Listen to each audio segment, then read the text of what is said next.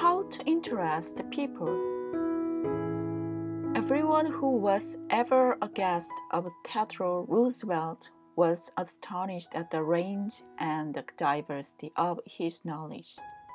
Whether his visitor was a cowboy or a rough rider, a New York politician or diplomat, Roosevelt knew what to say. And how was it done? The answer was simple.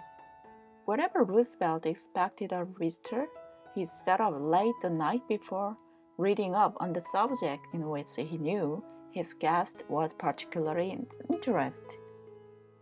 For Roosevelt knew, as all leaders know, the royal road to a person's heart is to talk about the things he or she treasures the most. Mr. Duborny had been trying to sell bread to a certain New York hotel. He had called on the manager every week for 4 years. He went to the same social affairs the manager attended.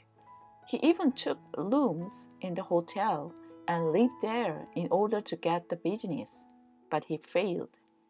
Then said Mr. Duborny, after studying human relations, I resolved to change my tact.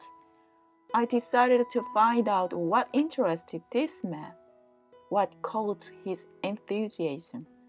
I discovered he belonged to a society of hotel executives called the Hotel Greeter of America.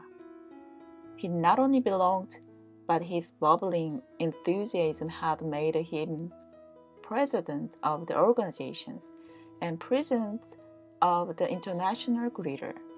No matter what its conventions were held, he would be there. So when I saw him the next day, I began talking about the greeter. What a response I got! What a response! He talked to me for half an hour about the greeter, his tones vibrant with enthusiasm.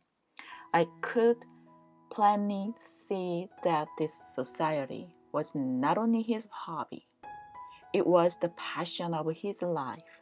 Before I left his office, he had sold me a membership in his organizations.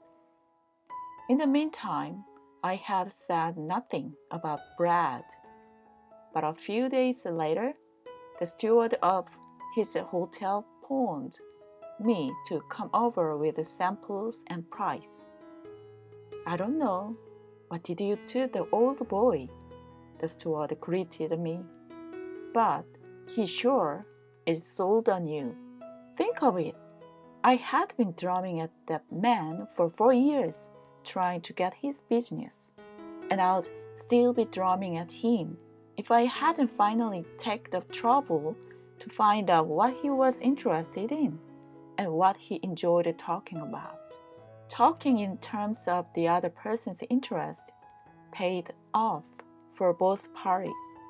Howard J. Hardwick, a leader in the field of employee communications, has always followed this principle. Principle 5th, talks in terms of the other person's interest.